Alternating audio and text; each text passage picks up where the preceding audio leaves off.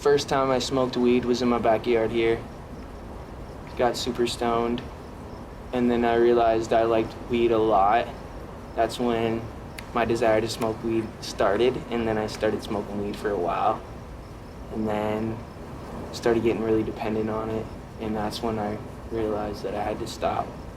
I don't think it's bad, I just think for me it can be a dependency. But yeah, first time I smoked weed, I don't suggest this, but I was 13. Yeah, 13, 12 or 13. Not sure what I was doing before ya. I quit trying to figure it out. Was there anything that really concerned me?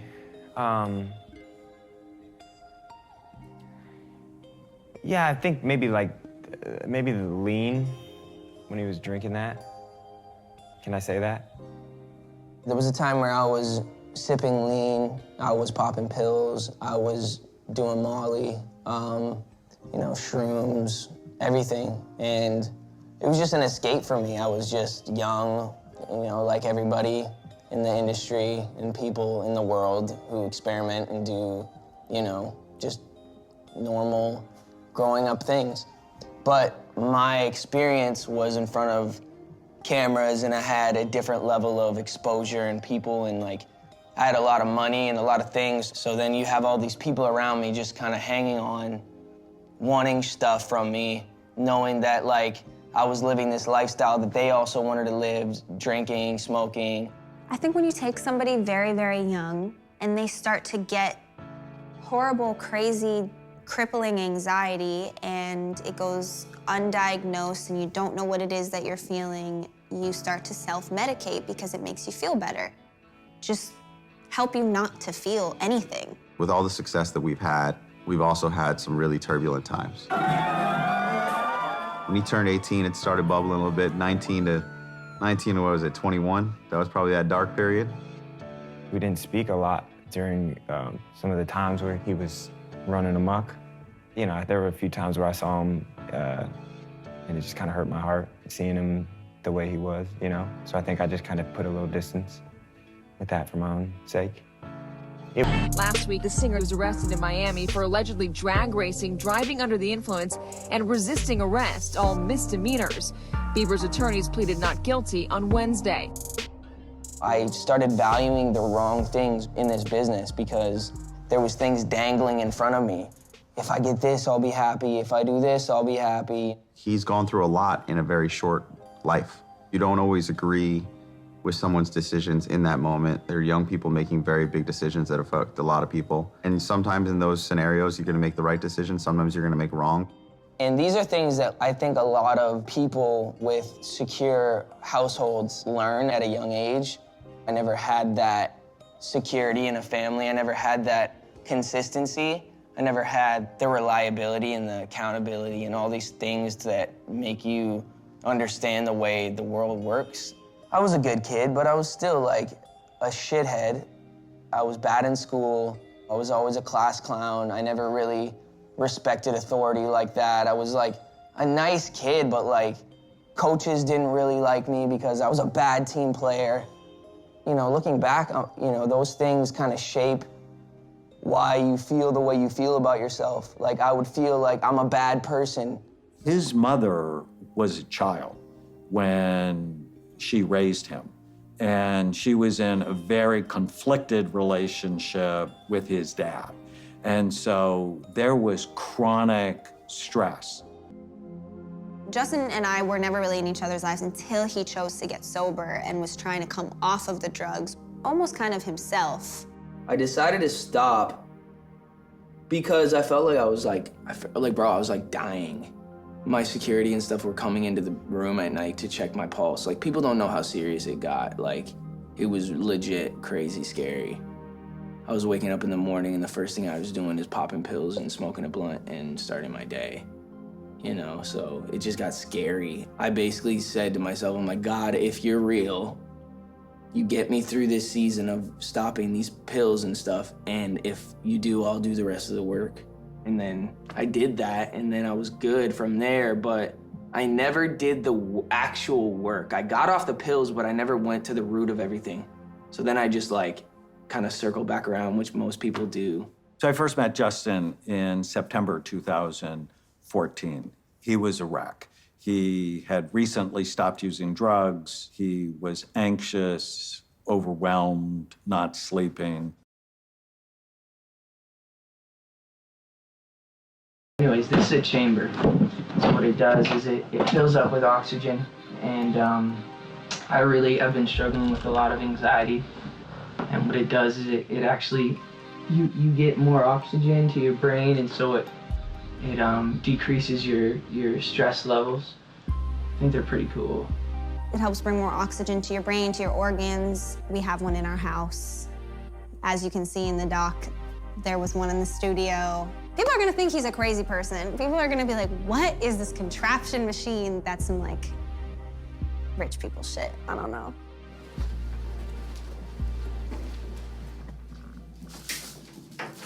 How are you? I'm tired. I'm good. Let me look. So I am here in the doctor's office, and what we are about to do is the nurse is going to put in an IV, and it's called NAD. And basically, what it does is it's going to flush out some of the toxins. I've abused my body in the past, and now I'm just in recovery process, trying to make sure I'm taking care of my body and taking care of the vessel that God's given me. So here we go. You ready? This is Jose. He's the best. Such a good guy. For people who used to have a drug problem, when they get sober, the pleasure centers of their brain don't work the same. So what NAD does is it actually helps to repair that part of the brain. It helps to repair your pleasure centers to balance them back out.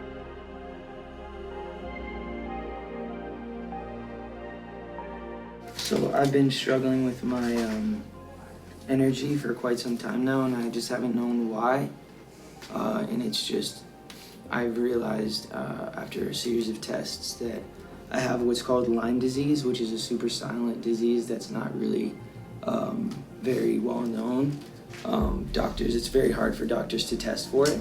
Lyme disease is the fastest growing bacterial infection in the United States right now. And we know that can cause a whole spectrum of neuropsychiatric symptoms, mood changes, irritability, depression, anxiety. Justin fits the picture of these symptoms.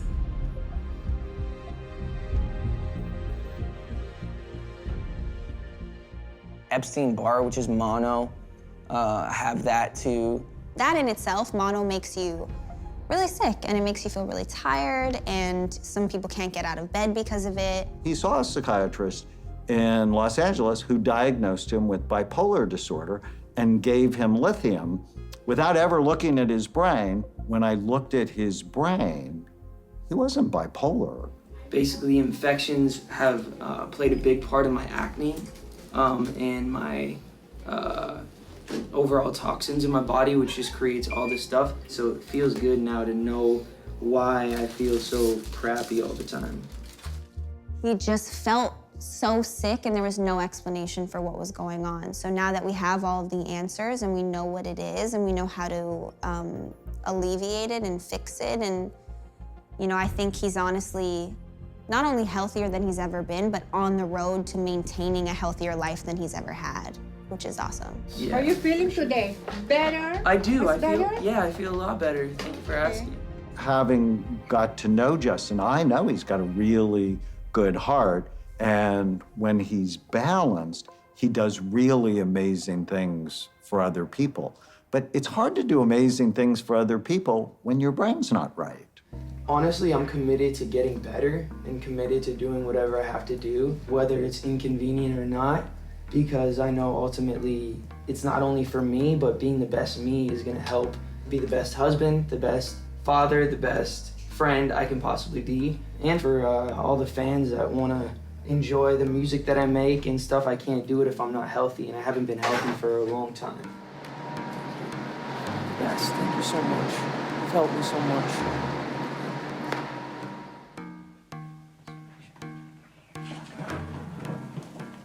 Hey. Hey. Hey! revitalizes you? Yep. Hey, let's go! There's so many people that have gifts and an opportunity to make a change, and they end up either losing it or, using their gifts for selfish reasons. And, I see so many talented people just almost like it feels like they're wasting something so precious. It's up to us as individuals to use the gifts that we've been given, whatever it may be, to contribute. In the song Changes, it actually talks about how some days we want to push further, and some days we feel like doing nothing.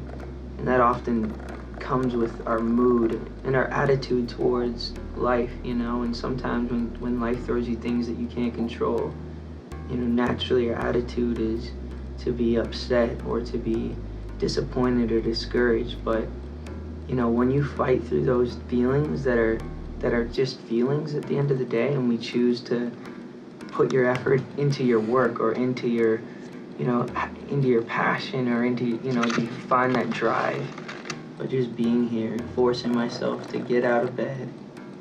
It might not seem that hard to some people to just get out of bed in the morning, but it's been really hard for me to just get out of my bed. And I know a lot of people feel that same way. So I just also want to say that you're not alone in that. There's people that are going through it with you. Life is worth living. And if you're not going to give up, then the only thing to do is to push forward. That's it. Sometimes I'll go to sleep early. Sometimes I can't close my eyes.